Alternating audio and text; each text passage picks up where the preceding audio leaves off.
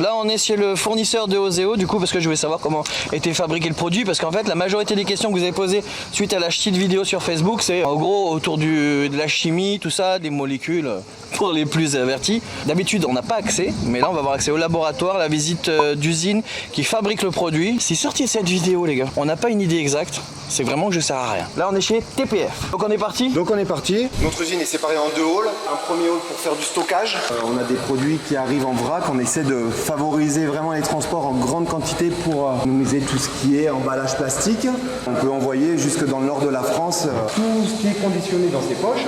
On les récupère une fois qu'ils ont été utilisés par nos clients et on les réutilise. On a fait des études où voilà, jusqu'à 10% du produit qui a été utilisé, on peut le réintroduire pour refaire du polyol. Le cycle de vie est éternel. Et ça va pas à l'enfouissement ça?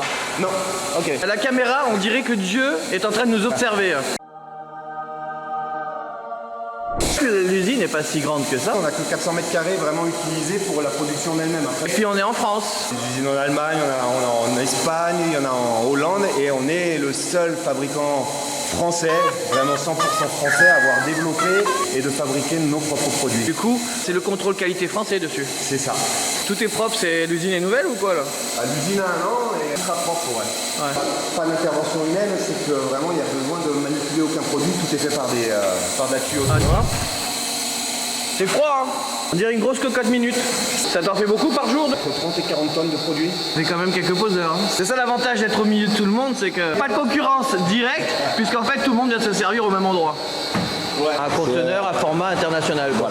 Voilà, en fait c'est un format normalisé. Format normalisé de 1 tonne de... 1 tonne 1 il m'a dit. Ben, parce que nous on n'a pas une densité de 1. Ah oui d'accord. Si tu mets de l'eau, tu auras 1000 kg. Ok. Vu que nous on a un produit qui pèse un peu plus lourd. 1,1, tu mets 1500 kg. Donc là c'est mélangé à façon, c'est coloré à façon. Donc là c'est le faisceau électronique qui dit que la quantité est bonne. On le voit sur l'écran là-bas. Ah sous les rouleaux là il y a genre un truc qui pèse. On voit les câbles du faisceau. Ah oui les câbles orange là. C'est relié à l'écran de contrôle que tu as là-bas là. Ah oui j'avais pas vu qu'il avait son petit poste. Du coup là on a le remplissage en temps réel. C'est automatisé donc. C'est ce qu'il y a dans le silo. Ouais. Puis après ça descend. Là c'est le poids qui reste à mettre. Si on met la quantité minime. Et normalement ça se fait tout seul. Là c'est juste la balance qui est comme ça qui sera avec la double fabrication, corruption, le numéro de dos pour retrouver à chaque production. Ouais. Pour la traçabilité quoi. C'est ça. Si.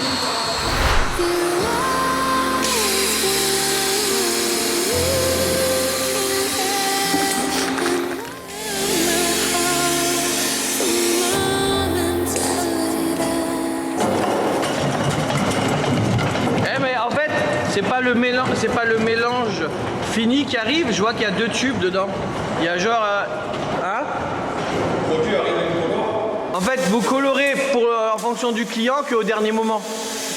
Mais dans la cuve, c'est toujours mélangé incolore. Oui, le produit était colore. En fait, le colorant, les jeunes derniers, parce que c'est le plus Ah ouais, bah oui, le conteneur. Ah oui, c'est plus intelligent de le faire au dernier moment. Bah oui. Mais tu sais que tant que j'ai pas fait, moi, j'y réfléchis pas. Là, ça a été réfléchi. Ça a énormément réfléchi. Ouais. C'est elle qui a réfléchi. C'est elle la maligne du lot, les gars, vous le savez quand même. Oui, c'est... Et donc là, du coup, on a tout mélangé, tout est bon, tout est beau. Le cycle est terminé de fabrication. Ouais. Et là, qu'est-ce qu'on fait? Est-ce que le produit est bon? Est-ce qu'il n'est pas bon? Normalement, il est bon. On passe en test. Donc on passe en test directement, donc on passe dans notre labo. Donc là, en fait, on arrive dans le labo. Il est séparé en deux. Donc déjà, il fait frais, il fait bon. Ouais, c'est clair. C'est bon. Donc on est obligé de garder des conditions de température et d'humidité dans le labo. Ouais. Et nos clients nous envoient tous les mois. Ça, c'est la contrainte réglementaire en France. On est sous certification QB23. Donc en fait, toute unité de projection va nous envoyer une grande plaque par mois. Ok. Donc la grande plaque, j'en ai pas là, mais elle fait 60 par 60 par 12-13 cm. On en a vu dans les locaux chez Oseo. Et donc ici, on a un technicien qui fait de la découpe toute la journée. Ouais. Donc il découpe plusieurs sortes d'échantillons et on vient les placer après dans chaque machine. Détecter s'il y a une anomalie soit dans la machine, soit dans le produit. Voilà, en fait, je vais faire une compression à 10%. C'est quoi les contraintes auxquelles c'est exposé d'habitude? Bah, en fait, nous, on garantit une résistance à la compression minimum de 150 kPa, donc ça veut dire 15 tonnes au mètre carré. 15 tonnes au mètre carré. 15 Mais tonnes au mètre pourquoi carré, même pas, c'est imaginable. Mais pourquoi un taux si haut de test? On prend vraiment des garanties sur la charge de l'isolant en fait au sol, quoi. Non, même moi, si je mets un meuble bibliothèque par-dessus ma chape qui va être en partie amorti déjà par la chape, par le carrelage et par tout ce qui s'ensuit, parce que là on est sur du verre donc c'est du sol. Quand tu viens appuyer, tu viens voir jusqu'à à quelle contrainte tu viens l'affaisser de 10% de sa hauteur initiale. Et après, tu vas tout faire. Ok, et elle va te donner sur l'écran. Elle va me donner à l'écran la valeur de la résistance. Ah, tu vois, tu as une courbe qui monte. Hein, on applique une charge ici. Ouais. Ça monte.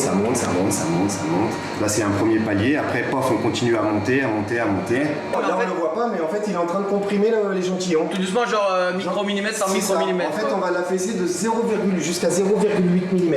Et du coup, il va calculer si ça repousse plus ou moins à un certain effort le truc. Voilà, Ce qui fait une conclusion sur le. Ah ouais, là, il y a une stabilisation. Il y a une alarme qui saute. C'est fini? C'est comme mon micro-ondes. Il sonne pour me dire ça y est, c'est terminé. Donc voilà, on fait ces essais-là et on détermine la résistance à la compression jusqu'à ce qu'il se soit affaissé de 10% de son épaisseur. Donc là, c'est terminé. Et tu vois, là, il s'est remonté. Il a fini son essai. Ok. On est là. Après, on a ce petit appareil. Ça permet d'évaluer le fluage à chaud de l'isolant. Le fluage. Quand tu viens appliquer l'isolant au sol, des fois, il y a un plancher chauffant qui est appliqué dessus. Ouais. Donc en fait, le plancher chauffant il est donné pour travailler une température maximale de 50 degrés. Ouais. Ok, mais juste en surface. Donc le 50 degrés, c'est vraiment en surface au niveau des tuyaux. Ouais. Nous, ce qu'on fait, pour encore grossir, on exagère vraiment le test du sol, on met carrément à 50 degrés, mais sur tout l'échantillon. Tu testes pas l'effusivité du matériau, tu testes carrément la totale. Vraiment la masse du Même les matériau. zones non soumises. Quoi. Voilà, en fait, donc du coup, c'est une chose que l'isolant verra jamais, quoi. Ok. Donc on exagère toujours. On applique avec ici, on a une force qui est appliquée. Sous contrainte des 50 degrés, si on exerce une force dessus, Voilà.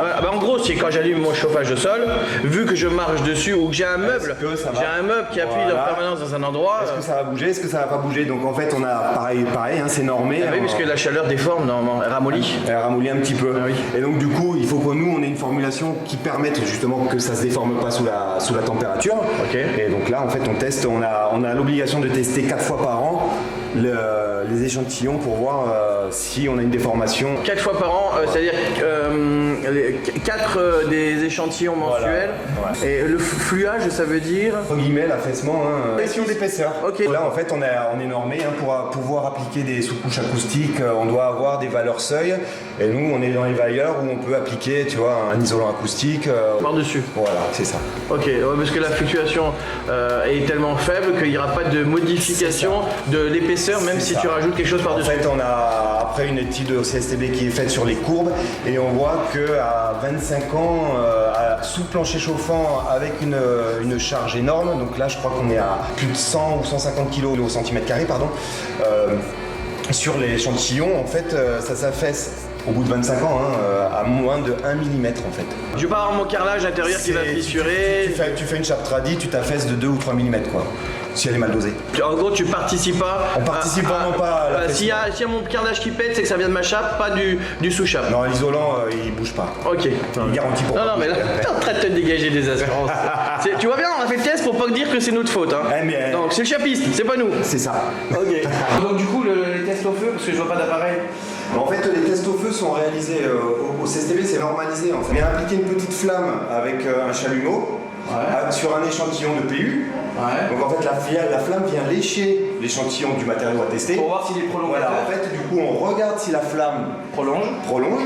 On regarde s'il y a des fumées qui s'échappent du matériau. Donc les émanations qu'ils peuvent avoir pendant le feu, si je suis dans la pièce, Voilà, c'est ça. Donc en fait, tout ça c'est analysé et après on analyse la coulée. En fait, si le matériau goûte ou pas. Donc un prolongateur, s'il va tomber sur un autre matériau pour prolonger le feu. C'est ça. CS3D0.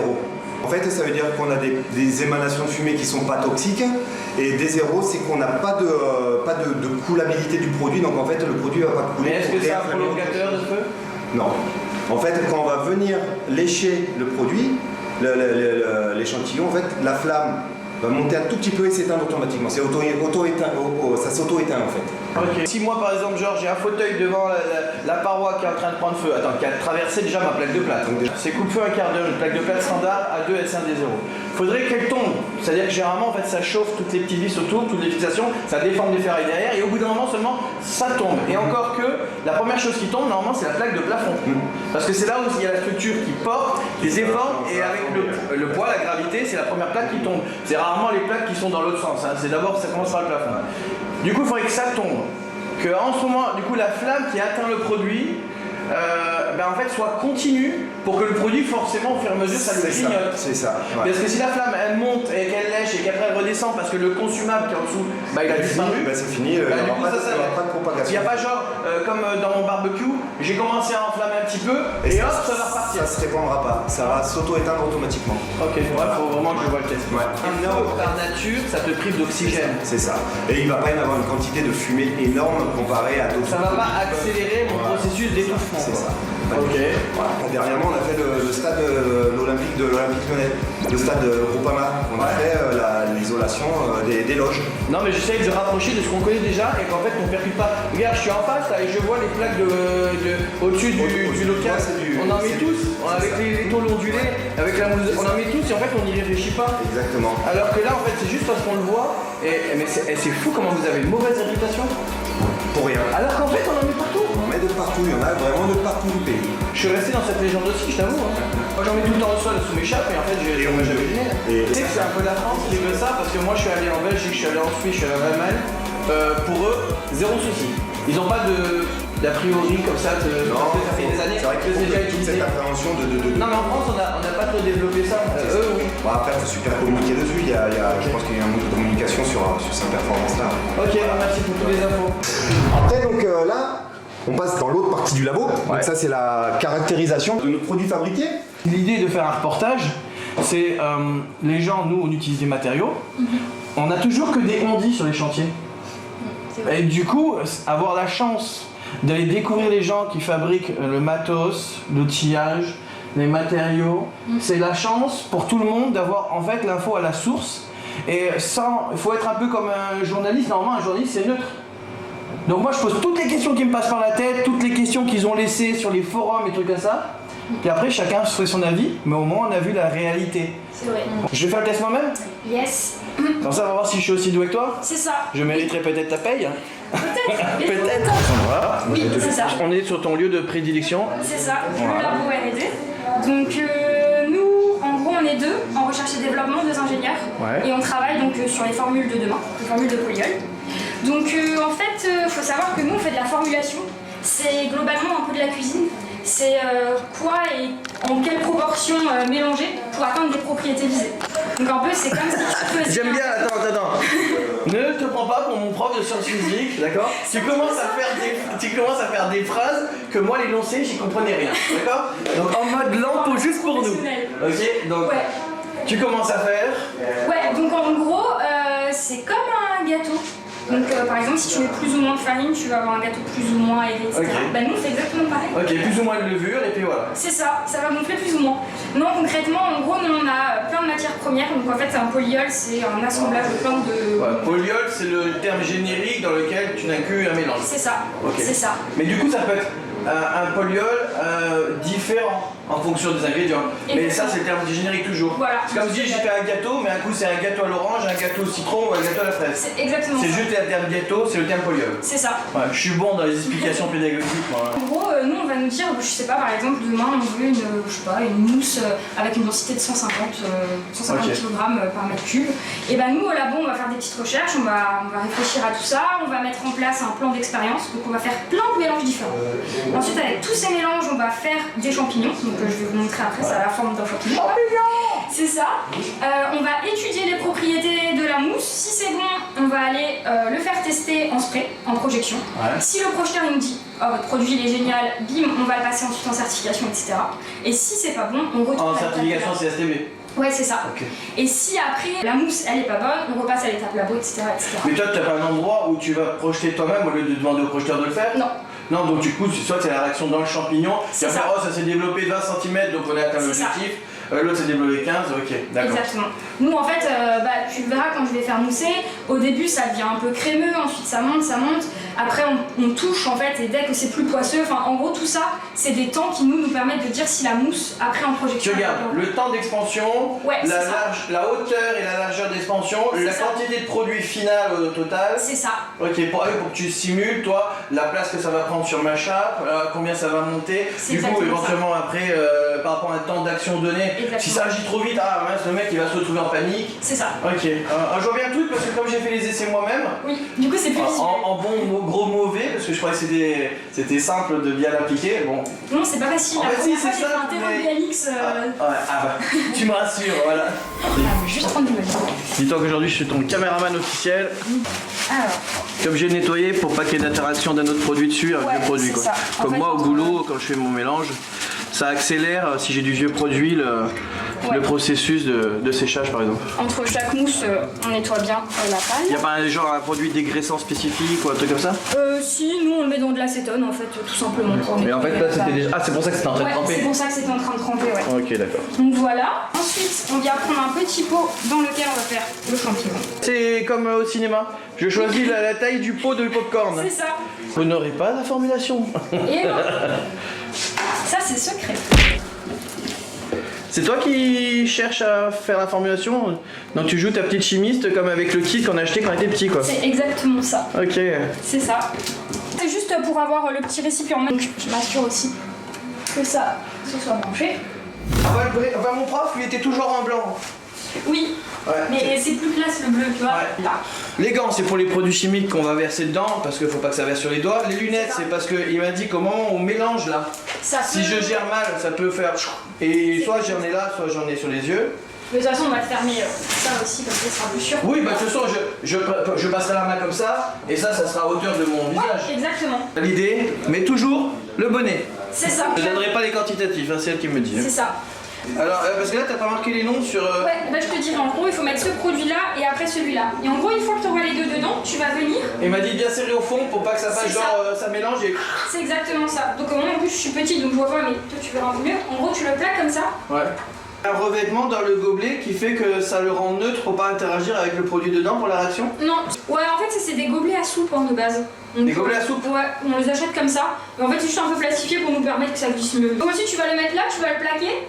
Et une fois que c'est plaqué, tu fais ça en 3 secondes. Faut pas appuyer trop fort. Il y a une vitesse? Tu le mets à... Non, c'est juste pour rendre homogène. Ouais, tu fais 3 secondes, 3-4 secondes comme ça, t'arrêtes et tu poses. Ok. Et tu verras que tu vas le sentir de suite. Si ça commence à se faire, ce sera un petit peu chaud. Mais... Donc... J'aurais adoré avoir un prof comme ça, moi. On aurait tous voulu faire des expériences. Hein. C'est vrai, mais du coup, je... non, mais parce que t'as l'air motivé, quoi. Ah bah, le prof, il faisait voilà, prenez vos cahiers. C'est ça. Solution A plus solution B égale solution C. Quand on est passionné, ça passe mieux. Du coup, là, j'ai taré. Donc, en gros, c'est exactement ça. Quand t'es passionné, ça passionne. C'est ça. Tu peux ouvrir ça. Ok. Là, tu vas mettre du coup 39 grammes. 39 grammes. 39, ouais. Ah, c'est précis la balance, donc du coup, je fais attention. Hein. De toute façon, en chimie, on n'a pas trop la place à peu près. Hein. C'est des molécules. C'est ça. 30. Ah, mais ça s'est augmenté. 39,25. Ouais, ça va. Lui, là. Ouais. Je suis autorisé à faire une expérience, quoi. Il n'y a pas de problème. Ok. Et l'autre, donc là, maintenant, il faut retarer. Donc, tu peux cliquer sur tard. Si tu veux. Retarer, ça veut dire remettre à zéro. C'est ça. Voilà. Et là, du coup, tu en mets 42. 42. 42,7. Oh, c'est pas grave du tout. Ouais, de toute façon, j'avais mis un peu plus de l'autre. C'est ça. Voilà. Ok. Ce qu'il y a, c'est marrant, c'est que les produits chimiques, je les mets, il n'y a pas de réaction. Non, c'est que quand on mélange. C'est parce que là, en fait, ils sont juste en... Ils se touchent à peine. Et là, maintenant, on va venir... C'est-à-dire que là, il y a une stratification, genre il y en a un qui est plus lourd que l'autre, et du coup, il y en a un qui est resté au-dessus et un qui est resté en dessous. Ouais, c'est ça. Sauf que quand je le verse, moi, forcément, je fais une pénétration du produit dans l'eau. C'est pour ça qu'il faut pas le laisser trop longtemps dedans. Voilà. Regarde. Il se passe rien pour l'instant dedans. Attends, il se passe rien pour l'instant dedans. Tu vas venir prendre ta main gauche, tu le plaques en dessous, voilà. Okay. Tu peux... Je me mets en fond de cul ou faut pas que ça râpe le fond? Non, c'est pas grave si ça râpe. Ok, justement. On fait baisser ça pour se protéger. C'est ça. Maintenant, tu vas comme ça. Et à combien la vitesse? Tu peux le mettre à peu près au milieu. Parce que c'est voilà. 3 secondes, tu m'as dit. 1, 2, 3, tu peux stopper, tu baisses ta peau. Ok. Voilà. Et hop. Et hop, il y a une mousse qui se fait. Est-ce que mon champignon est pas plus beau que le tien? C'est vrai, je m'avoue vaincu. Tu t'avoues vaincu, hein? T'avais dit si tu prendrais ma place. Ouais, c'est ça. Regarde, il est bien grand, il tombe pas. Mais en même temps, c'est parce que j'en ai peut-être. Ma réaction a été peut-être moins importante. Toi, c'est sorti plus, donc il est tombé. Ouais, et puis moi j'ai mélangé peut-être aussi un peu plus fort et tout. Tu vois, moi j'avais pas de petites gouttes là. Ah, tout compte alors. Tout compte. Mais ça veut dire que si toi tu me dis que c'est parce que tu avais peut-être mélangé plus fort, moi quand avec j'ai le spray et mon pistolet, Ouais. ça veut dire qu'en fonction de la pression d'air que je vais exercer dessus, ou la vitesse d'injection dans le pistolet, je vais modifier le résultat final. Oui, totalement. Parce Si que... t'as trop de pression aussi, la mousse ça va venir se claquer trop fort au sol, ça peut péter les cellules. C'est tout un métier. Hein. Ouais, mais ça je peux pas le gérer, ça. Moi quand je fais ça, tu sais, des fois je suis à cette distance, des fois je suis à cette distance. Ce que j'ai vu, c'est que ça agissait sur le fait que, comme toi et moi, ça a fait des vaguelettes au lieu de faire un truc continu. Donc après, c'est juste une gestuelle de rapidité. C'est ça. Mais en fait, le fait que la cellule claque, je peux pas le gérer, ça, moi. Non, non, c'est vraiment, il faut bien tout bien gérer. C'est vraiment un métier. Ils l'entendent au bruit, hein.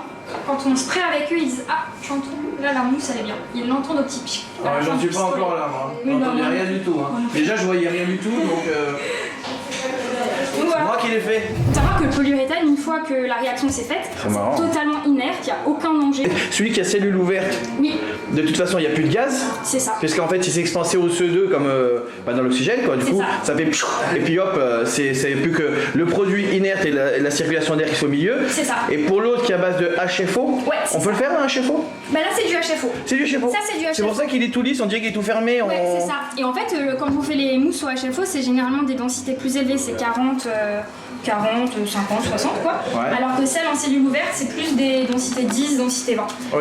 On le sent en fait, c'est très flex. Ouais. Quoi. T'es pas avec la combinaison, le masque, machin, etc. Parce qu'en conditions de chantier, ce dont on se protège, en fait, c'est de la projection du produit sur nous pour pas flinguer nos fringues. C'est ça. Voilà. Et après, c'est seulement au moment où on projette qu'il y a une petite évaporation, le moment de la réaction chimique. C'est ça. Mais une fois que la réaction chimique est faite, Il n'y a aucun danger. Faut Ok. savoir que le polyuréthane, tous les soirs, vous dormez dessus. Enfin, le matelas, il est en polyuréthane, les chaussures, c'est en polyuréthane, les sièges auto, c'est en polyuréthane, le canapé, tout en fait. moi d'habitude je mets des dalles en polyuréthane, mais en dur, comme ils disent, manufacturé. Ok, ouais. Voilà. Et du coup, en fait, c'est juste le format qui change. Là. Oui, c'est ça. C'est Ok. ça. Mais le développement, se fait tout pareil. Quoi. C'est juste après le process. Ok. Et là, du coup, après, à partir de ça, tu vas mesurer quoi? La hauteur, la largeur. Tu vas faire un calcul de densité comment Alors en fait, en gros, nous, la hauteur, on va vraiment la visualiser parce que généralement, on fait des séries de mousse. Donc on va avoir notre référence. On sait qu'on a mis exactement la même quantité de produit. Donc juste à l'œil, on va voir à peu près la hauteur. Nous, ce qui va être important, donc comme je l'ai dit, c'est les différents temps caractéristiques et la densité. Donc en fait, pour faire la densité, je peux vous montrer si je trouve juste un cutter. Nickel, bah voilà. Faut demander au plaquiste. Hein. Merci. Déjà, si, ce qui est important, c'est qu'on va couper la mousse. Et donc là, on voit qu'il y a vraiment des belles cellules. Que Ah ouais, la... c'est vraiment fermé quoi. Ouais, c'est ça, que la mousse est vraiment belle. Ok. Donc ça, c'est top.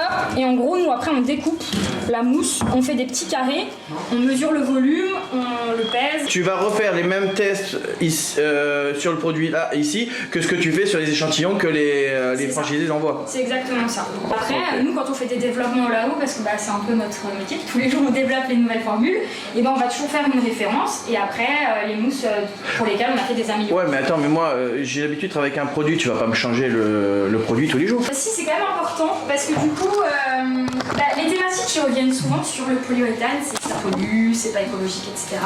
Donc nous, on est parti sur des matières premières dans un premier temps pétro-sourcées, donc issues du pétrole. Comme dans tout. C'est ça, comme dans tout, et c'est ce qu'on sait faire. Donc on est parti déjà de là-dessus. Ouais. Et du coup, là au labo, on travaille tous les jours sur la formulation de polyol, mais à partir de matières premières biosourcées. Mais nous, on voit qu'on met que ça de produit et ça se développe à ça. Donc, ça. mais ça veut dire que tout le reste là, c'est de l'air. C'est une fois que la réaction chimique elle s'est faite, c'est de l'air pour, je crois que sur le truc j'ai eu marqué 4% de produits, et dans les 4%, il y avait 80% d'eau dans ton mélange là. C'est ça. Ça veut dire que là-dedans, en fait, il n'y a que 1% de produits chimiques, et tout le reste, c'est C'est de une l'expérience. nouvelle molécule. C'est ça. C'est comme, parce que non, en fait, moi j'ai regardé un reportage, en fait j'aime bien m'informer, et je suis un truc, c'était sur la constitution des atomes. Et il disait que là, par exemple, là, toi, tu fais partie de ce qu'on appelle des alchimistes, et en fait ils prennent deux matières et ils en créent une troisième inexistante. Donc en gros, toi, c'est ce que tu fais là, tu prends deux matières, ça crée une nouvelle. Donc en fait, les gens ils disent, ouais, il y a une matière pétrochimique à la base, mais que je mélange avec un autre produit, ces deux-là se combinant créent un nouveau produit, mais du coup les deux anciens n'existent plus, puisqu'en fait c'est un mélange de nouveaux atomes, de nouvelles molécules. C'est exactement Du coup ça. là on a créé une nouvelle molécule qui elle par contre est inerte, Totalement. c'est sa propriété. Ouais. Je cherche pas à positiver le truc, je cherche à comprendre la logique, déjà d'une part moi, et puis à expliquer, parce que c'est vrai que la chimie, je suis pas un expert chimiste quoi. Ouais. Ça sent rien. Non, ça sent pas. Par contre il est un petit peu chaud. Ouais, c'est la Comme, réaction qui est exothermique, en fait, ça va libérer de la chaleur. Donc c'est quand les molécules vont s'associer entre elles, ça va libérer de la chaleur et c'est pour ça que c'est un petit peu chaud. Ça fait ça avec mon map quand ou mon plâtre, quand il sèche d'un coup, il y a une réaction chimique qui fait C'est ça. et il est chaud au toucher. C'est ça. En même temps, c'est un produit qui est fait pour le thermique. Oui. Tu testes du coup d'autres produits que ça pour savoir. Oui, totalement, tous les jours. Hein. Bah sinon on serait pas là. Mais tous les jours, ouais, on reçoit des nouvelles matières premières, etc. On fait, bah, comme je l'ai dit, beaucoup sur le biosourcé. Je crois que c'est la principale barrière mentale de tous les gens. Se dire demain, t'as ça, mais avec un produit biosourcé de base, C'est ça. les gens ils kifferaient à mort. Et bah nous aussi. Hein. Bah tu sais, c'est comme passer de la voiture, on a tous des voitures thermiques, donc à l'essence, au diesel, au gasoil, donc on sait tous que ça pollue. Mais maintenant qu'il y a la voiture électrique, même si ça pollue aussi, bah du coup c'est dans nos têtes, on se dit waouh, c'est meilleur, c'est bon pour la planète, c'est bon pour nous, voilà. C'est ça. C'est le même principe pour ça. C'est ça. Mais comme tu as dit, c'est vraiment une barrière mentale puisqu'on le retrouve partout. Dedans, il y a 1% finalement de produit final pour 99% de produit qui est juste C'est ça. la réaction. C'est ça. Non mais déjà, j'ai moins de stress, tu vois. Oui, quand tu t'assois dans ta voiture, tu te dis pas oh mince, sur quoi je m'assois? Bah tu t'assois sur ça. C'est exactement. Ah ouais. C'est exactement. Oui, mais toi, t'es exactement. pragmatique parce que c'est ton boulot, tu sais où on en est. C'est ça. Moi, au quotidien, les objets du quotidien, je pense pas en quoi ils sont fabriqués. Non, bah personne, hein. Même moi, hein, les autres choses, parfois je me pose pas forcément la question. Et du coup, nous aussi, on travaille, Rodolphe un peu dit avant. Pour, donc là, t'as vu, on a 2 produits liquides, donc on parle de ça. Ouais. Ensuite, on donne ça. Et bah nous, ce qu'on cherche à faire, c'est repartir de ça pour avoir ça et ensuite refaire ça. Ouais, ça c'est pour la partie recyclage. Recyclage, c'est ça. Ah, tu vois, ah oui, du coup, tu testes, ok, ça fonctionne. Super, mais est-ce qu'on peut faire le phénomène inverse? Oui. Et bien ça veut dire qu'il y a zéro pollution à l'arrivée, parce qu'en fait, du coup, le circuit est fermé. C'est Tout ça. ce qui aurait en chute au moment de la déconstruction de la maison, on pourrait le reprendre et le réintégrer totalement. C'est le but, C'est quoi. ça. En gros, on travaille là-dessus, donc c'est totalement dans le but d'une économie circulaire. Mais il m'a dit que, en fait, c'était possible actuellement, mais que vous ne réintroduisiez que 10% du produit récupéré par nouvelle formulation. C'est Genre, vous utilisez en fait la totalité, mais à coût de 10% seulement au fur et à mesure. C'est ça. Pourtant, c'est le même produit que tu étais censé récupérer au début. Donc, Alors non, pas vraiment, parce qu'en gros, bah, je reviens sur les Lego. Si t'as un Lego bleu, un Lego rouge, tu les mets ensemble, on va dire que c'était un Lego vert, admettons. Et bah après, quand tu vas recasser les chaînes, admettons, ça va te donner un Lego orange, qui est ouais, un donc petit c'est peu avec... plus ou moins, voilà. C'est ça. Mais on ne perd rien finalement. En gros, c'est juste les molécules qui changent. Mais avec les termes, on Ouais, arrive à casser prendre- les molécules, c'est un peu plus compliqué que les assembler. C'est ça. Ah ouais, parce que tu as créé quelque chose. Mais on y travaille et bah, c'est cool, hein, on s'amuse Ouais. bien avec ça. Mais... Moi, je vois bien que tu es toute contente d'expliquer le truc, c'est que Ouais. c'est ton kiff, quoi. Ouais, clairement, ouais.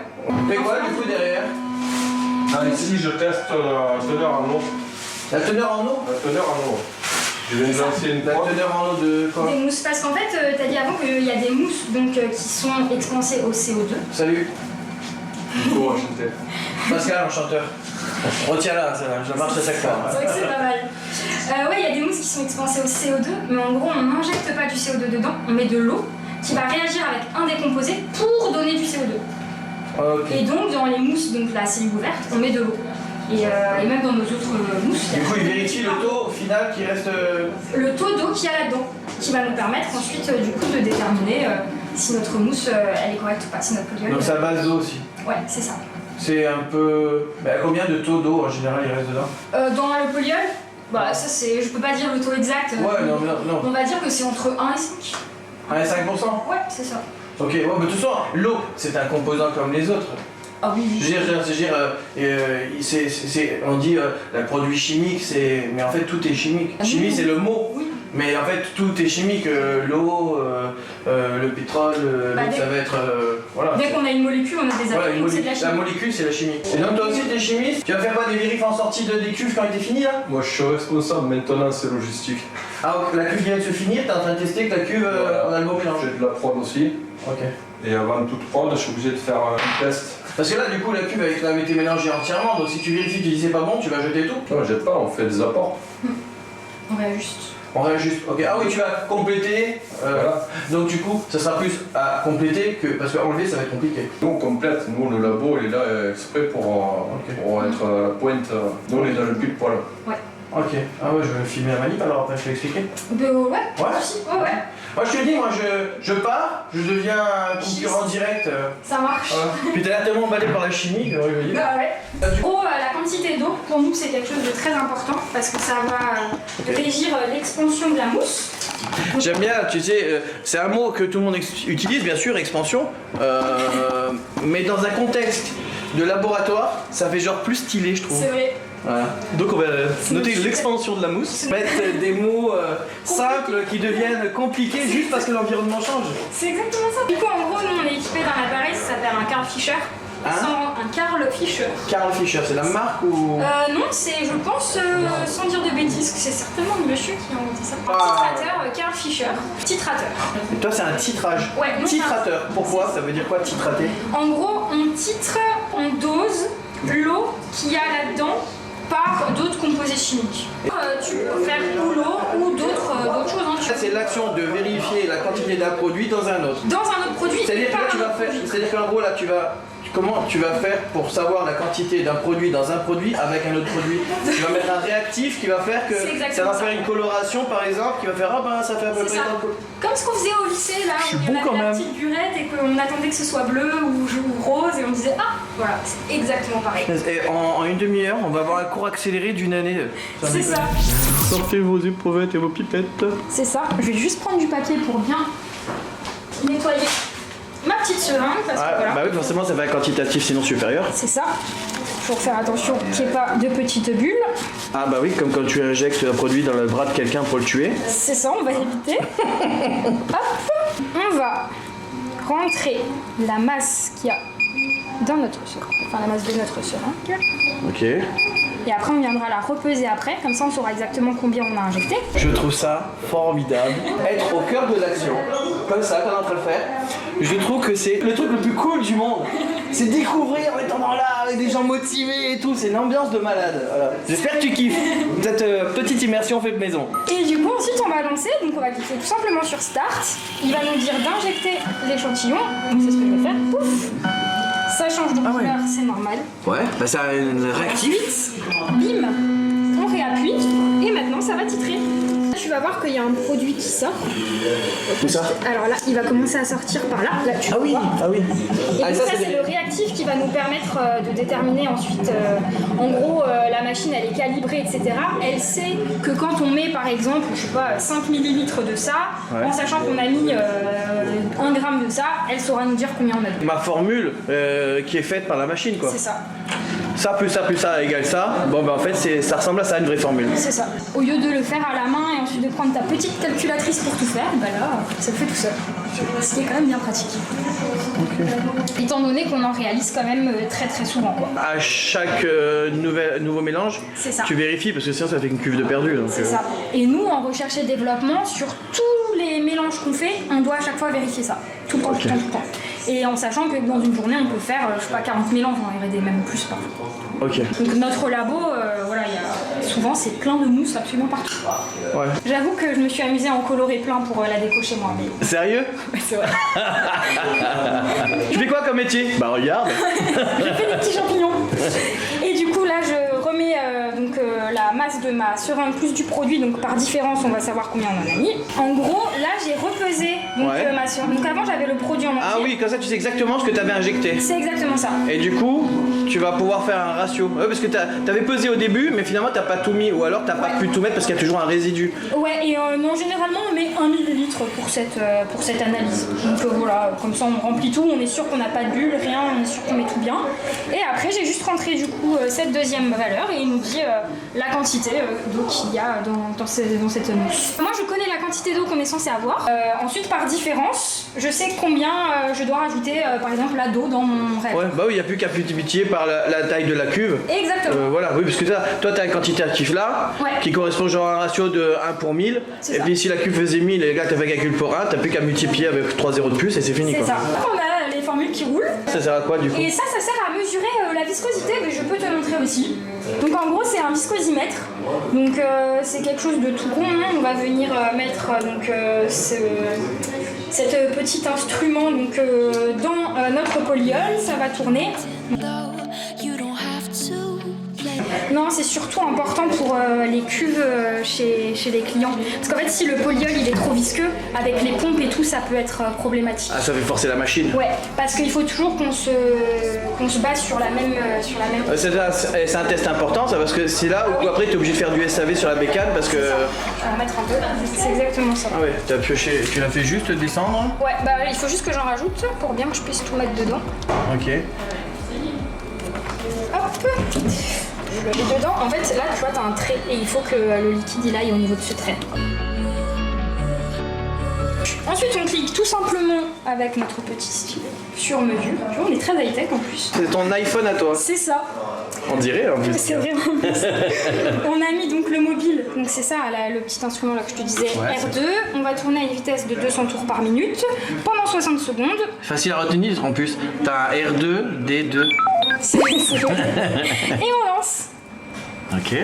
Et donc là, en gros, ça va tourner, ça va mesurer la résistance, en gros, si tu veux, de ton fluide, et lui aussi est calibré. Ton truc tourne normalement à vide à telle vitesse. C'est exactement Là, il ça. voit qu'il y a un effort supplémentaire qui le ralentit, donc il fait pas autant de tours que prévu sur un temps donné. Ça veut dire qu'il y a une résistance de temps, ça veut dire que le produit a une viscosité de temps. C'est un peu ça. Ok. Et donc là, on voit, c'est juste bien le petit trait là. En gros, si c'était là, ça aurait voulu dire que c'était trop fluide et que du coup, ce mobile n'allait pas et on aurait dû du coup changer. Ok. Et si ça avait été là, c'était trop visqueux et pareil, ça n'aurait pas été, donc on aurait dû changer de mobile. Ils auraient dû mettre une couleur verte et une couleur rouge. C'est vrai. C'est-à-dire, genre, si ça c'était bon, visuellement c'est vert, t'es rassuré. Enfin, enfin, moi je dis ça, je suis là vrai. pour améliorer les choses. Tu sais comment je suis. J'ai une connerie à dire. Et voilà, c'est tout bon. Donc il nous dit qu'on a une viscosité de 436 millipascales seconde et on est dans les spécifications dans ce qu'on veut. Ouais. Donc on sait que là, le produit, il a le bon taux d'eau, on a fait un petit champignon, c'est nickel. On a la bonne viscosité. C'est nickel. C'est parfait. Ok. Et là, donc du coup, comme à la télévision, tu peux bien sûr reproduire tout ce qu'on a fait chez toi. C'est ça. Je suis patate, hein. Je te raconte pas le champignon en soirée là. Donc voilà. On est bon? Yes. On va faire des tests au vieillissement et tout ça là. Du coup, ouais, comme Rodolphe l'a dit, on fait des tests de vieillissement. Du coup là en fait on simule vraiment un vieillissement de 25 ans en 2 jours. Donc c'est dans une étuve, 70 degrés, 90% d'humidité. Que j'ai retenu. Et du coup, tada. Donc il y a nos échantillons dedans. Et donc en fait on a une plaque comme ça. Et nous au préalable, on dessine des traits, on mesure la distance entre ces points-là, etc. Et après tu regardes la rétractation quoi. Exactement. Ah oui, et ouais, après, c'est simple, hein. par la différence. Et la donc, couleur peut-être non? Non, pas tant que ça, parce qu'en fait, au pire, ça peut changer de couleur au niveau des UV, mais dans tous les cas, dans les bâtiments, il n'y a pas. Ouais. Y a pas ce Bah oui, il est problème-là. dans le mur donc il n'y a pas le soleil dessus. Non, c'est ça. Là, on voit que notre échantillon a très très bien résisté. C'est ce qu'il dit, tiens, l'échantillon sur 25 ans a une rétractation juste de moins d'1 millimètre. C'est ça. Et c'est pour ça qu'on peut dire que voilà, nos produits, on peut les garder jusqu'à ce que le bâtiment s'effondre. Ouais, ok. Ça doit être du Oseo, ça, parce C'est qu'il a ça, un peu ouais. bleuté. Au-dessus, je sais pas Et qui. ça, c'est parce qu'en fait, quand on fait des développements au labo, Ouais. mais on a besoin Tu peux le aussi- faire en même temps. Ouais, voilà, on a aussi besoin de savoir, avant de le commercialiser, avant de faire plus Ouais, d'essais, si ça résiste ou pas. Mais ils sont tous les échantillons, vu que c'est le même produit pour tout le monde. De toute façon, l'avantage, c'est que tu peux tout envoyer au même endroit, quoi. Exactement. Ça te fait gagner du temps. Oui, totalement. Et grâce à ça qu'on peut dire que ton cycle de vie de ta maison, ton PU à la fin dans 100 ans, le PU Il est sera toujours là. quoi. Ouais, mais tu m'as dit que tu faisais une accélération sur 48 heures qui correspond à 25 ans. 25 ans, mais 25 ans quand elle a vu déjà pendant 2 jours 90% d'humidité et 70 degrés. Parce que le produit, il existe depuis quand en fait? Aujourd'hui, ça existe depuis avant 1980. Non, parce que c'est pour savoir quel recul on avait. Avant 1980, ça veut dire, allez, disons 1980, ça fait 90, 2000, T'as 40, 2000, t'as ça fait 40 ans, 40 ans. voilà. Un peu plus de 40 ans de recul sur le produit. C'est une industrie qui est assez neuve, quoi. C'est assez neuf, mais avec les méthodes d'analyse qui existent maintenant, on arrive quand même à faire des choses de vieillissement énormes. Ok. C'est énorme. Ouais. Si jamais il y a de l'eau en pied qui rentre, est-ce que le produit l'absorbe pour le faire monter? Non, non, Non? Pas du tout. Ça devient pas éponge? non, pas du tout. Pas aussi dans un seau avec de l'eau, on immerge. Ouais. Et en petite partie, ça Ouais. dépend, il y a absorption totale, absorption partielle, ça dépend Ouais. un peu. Et après en fait en gros nous on mesure l'absorption d'eau, vraiment on pèse l'échantillon avant, on le pèse après et on regarde si c'est gorgé d'eau. Genre, il y avait une infiltration dans ma douche à italienne et que ça passait dessous. Si jamais c'est mouillé, j'ai besoin de le changer ou ça pourrait éventuellement. Non, de toute façon, ça absorbe pas, tu me dis. Ouais, c'est pas possible que ça remonte par capillarité ou quelque chose comme ça. Parce que c'est pas des fibres en même temps, Ouais, c'est des cellules. C'est des cellules. Ah ouais. Ça. Ok, c'est juste à cause du style de la matière. C'est un peu ça, ouais. Ok, voilà, je peux pas lutter. Hein. J'ai voulu trouver un truc où tu aurais pêché, tu vois, parce que non mais moi je me mets en face des situations de chantier, tu vois, Oui, je comprends. parce que je me dis que sinon en fonction des endroits que je traite de ma maison, eh ben moi je dois toujours m'adapter avec des solutions spécifiques. Ouais. Donc c'est là, c'est comme si je me disais tiens, ben en fait dans l'avenir, si je faisais une partie avec ça pour toutes les parties, douche, salle de bain, sauna, les lieux publics où il y a des genre la piscine, tout ça, et ben comme on sait qu'il y a de l'eau tout le temps et que c'est là où les endroits les plus exposés, et ben on sait que s'il y avait un dégât des eaux pour X raison, avec cet isolant en fait, du coup je suis sûr de jamais avoir besoin de changer ce qui est dans les murs, mais seulement ce qui est en surface. C'est ça. Non mais ça c'est une solution toute faite dans ma tête parce que je fais une conclusion rapide, tu vois. Mais en fait c'est le principe, je réfléchis pareil quand je fais mes isolants, mes propositions à mes clients. Non mais je réfléchis à des architectes, on m'a dit que c'était les architectes qui faisaient beaucoup de préconisations avec ce produit parce que c'est un produit assez nouveau, donc du coup c'est eux qui commencent à y réfléchir. Bah du coup ça leur fait une solution encore par cas spécifique qui peut être plus adaptée. Ok. Je suis pas vendeur, je réfléchis. Je réfléchis toujours, je suis un artisan, je réfléchis toujours en business model. T'as bien raison. Le bleu te va. Pardon pour la bêtise. Non mais le bleu me va bien, vas-y. Le bleu, ça va. Le bleu de mes yeux? Ah bien sûr. Ouais. Et on allait partir, j'ai dit c'est bon on a fait le tour et puis là je dis c'est quoi la machine c'est pour peser et là tu me dis c'est... Un lambda-mètre, ça nous permet de mesurer le lambda. Et Comme son nom. après toutes ces années où on parle tout le temps de lambda dans les isolants, comment ça fonctionne? En fait, on coupe des petites plaques comme ça. Ok. Voilà. Démonstration. Une certaine taille. Si c'est bon. Hop. Ah, il y en va fait, aller. voilà, bah là, il y en a une dedans. En gros, on le met. C'est chaud à ou... l'intérieur. Non. Une température de consigne en haut et en bas. Et en gros, il va y avoir un flux. Le flux, il est vraiment au milieu de ton échantillon. Ok. On a une grosse plaque, mais vraiment le flux, il passe là. On va voir le temps que ça va mettre à traverser l'isolant. Donc en fait il calcule la conductivité. En fait, c'est ça, ça mesure la conductivité, très clairement. Après, on met juste l'échantillon, on ferme, on appuie sur Start et on attend. Et après, ça fait bip bip bip et on a la valeur. On a 0,02032 sur notre échantillon. Ah oui, t'as le résultat Ouais. déjà. Mais si tu veux, je peux en lancer un. On le fait dans le dos de Rodolphe. Tu lui diras c'est moi qui ai demandé. C'est ça. Donc, par exemple, là, en gros, hop, il y a notre technicien qui a coupé le bel échantillon. Derrière la cuve, là, il y a une Ouais. grosse scie à ruban. si Ouais, je me trompe ouais, pas. c'est ça, scie à ruban, Voilà. Donc, en gros, on donne la grosse plaque de chantier et il y a. T'as un gars qui fait ça, quoi. C'est ça, il y a un gars, il découpe. Jean. Jean. Salut Jean. Et donc, on le met dans le four. On ferme. On va faire Start. Tout simplement. Oh c'est vachement compliqué. On va mettre, par exemple, et on va l'appeler comme toi. Échantillon Takayeka. Attention, ça va donner des résultats de fou. Hein. J'espère. On va mettre OK. Donc en gros, la plaque du dessous, elle va être à 0 degré. Ouais. La plaque du dessus, elle va être à 20 degrés. Et le résultat sera mesuré quand l'échantillon sera à 10 degrés. Ok. Hop, on fait OK. Et là, tu vas entendre normalement la machine qui se met en route. Bien. Ça marche tout seul. Là, ça va tout se faire tout seul. Et donc voilà. Et là, ça va calculer Le lambda. par rapport à la surface de l'échantillon qu'on a mis. Et L'épaisseur, ouais. la température de consigne C'est et ça. l'épaisseur, le temps que ça va mettre à atteindre C'est ça. 10 degrés. Ouais, en gros, c'est ça. Ça va être mesuré au milieu. Parce qu'en fait, on n'a pas forcément des échantillons tout parfaits. Et à nous, c'est hyper important que cette zone-là, il n'y ait pas de petites bulles, il n'y ait pas de petits trous, il n'y ait rien. Il faut que ce soit vraiment. Bon, mais ça, tu le sais quand déjà t'as coupé parce que tu vois si c'est Ouais, c'est ça. si c'est bien fermé ou pas, quoi. Ouais, et puis quand ça sera fini, que tout sera stabilisé, on aura le lambda. Et puis voilà. Micro-ondes, bip bip, c'est fini. On rouvre et c'est fait. Et pourquoi tu calcules ça à chaque fois? Puisque tu sais que normalement, si c'était la même formule à chaque fois, pourquoi que ça changerait en cours de route? En fait, c'est pas que ça change. En fait, en gros, nous, on a quand même des certifications donc, sur nos produits. Et c'est important pour ces certifications de retester. Et c'est aussi un axe sur lequel on travaille. Toujours avoir des isolants les plus performants possibles. Donc nous, on les envoie constamment. L'idée, c'est qu'en fait, ça voudrait dire que ton isolant a une conductivité thermique de la moitié de la fibre de bois et donc laisse passer la chaleur encore de moitié plus que la fibre de bois. C'est un résultat de fou. Hein. Ça veut dire que j'ai besoin de mettre moins d'épaisseur. C'est exactement ça. Pour avoir le même effet de temps de transfert de l'énergie et de la chaleur. C'est sa force principale. Oui, clairement. Mais là, du coup, on vient de la voir, quoi.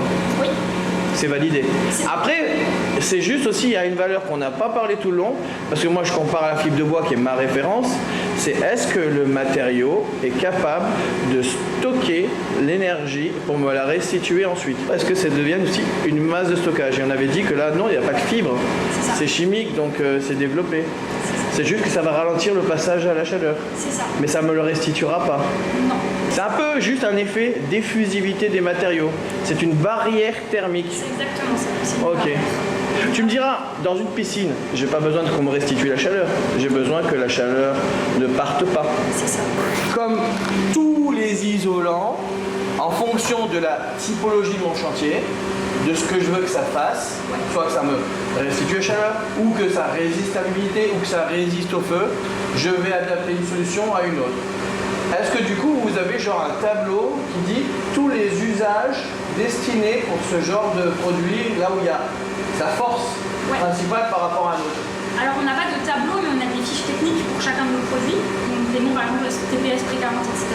qui sont disponibles donc, sur notre site internet. Et où là il y a chaque formule, quoi c'est quelle utilisation, mur, toiture. Non, je dis ça c'est parce que moi en tant qu'artisan ou alors en tant que franchisé, le gars qui va vouloir commencer à travailler avec ce produit-là, il a besoin de savoir sur quel marché il va proposer ça à ses clients. Voilà. Ou quel marché éventuellement il va pouvoir pénétrer grâce à ça par rapport à un concurrent qui travaille avec un autre produit. Bien que maintenant, depuis le temps que ça existe, ils travaillent tous plus ou moins avec des produits similaires. Mais quand tu n'es pas de la partie, tu te dis bah tiens, aujourd'hui je veux faire que des trucs pour la piscine, bon bah je vais balancer ça. Je veux faire que des saunas publics, bah, je vais balancer ça. C'est bien d'avoir ces valeurs là parce qu'après des fois tu les donnes à l'architecte, le maître d'œuvre avec qui tu bosses pour avoir des chantiers et tu dis bah moi en fait je fais ça, donc si ça vous intéresse, n'oubliez pas de m'appeler, je sais le faire quoi. Et puis je rajouterai aussi que si jamais vous êtes en train de vouloir faire un chantier etc et que vous ne trouvez pas votre bonheur, surtout dites-nous ce que vous voulez et nous au labo on peut développer des formules à façon, ça il n'y a pas de problème. Je vais pas venir ici, t'as peur de dire oh je suis tel chantier. Mais si, en soi ça se passe comme ça, hein. Nous on est vraiment ouvert à toutes les propositions de développement, ça il n'y a pas de problème. Nous vraiment pour une application donnée ou n'importe. Profite, hein, laisse comme une situation inédite, un truc où tu sais pas si le produit va bien, dire à Cassandra qu'elle réponde personnellement à toi dans le commentaire. Tu es devenu son feedback personnel. C'est ça. Ok. Ah mais c'est à grande échelle, il n'y a pas que le monde qui va poser des questions, je te dis tout de suite. Hein. Et je peux pas répondre à tout le monde. Hein. On a fait le tour vraiment là. Et là on a fait le tour. Franchement je pense que... Voilà, c'est bon, j'ouvre ma boîte. Ouais là c'est bon, ok. J'ai la salariée, donc j'ai le concept, on a la formule. On est bon là. On est bon. Seeing monsters out your window. No, you can't sleep. You pretend though you don't have to play the hero. 'Cause I got you like you got me. When the earth shakes, when the bombs scream, until our last breath, every heartbeat.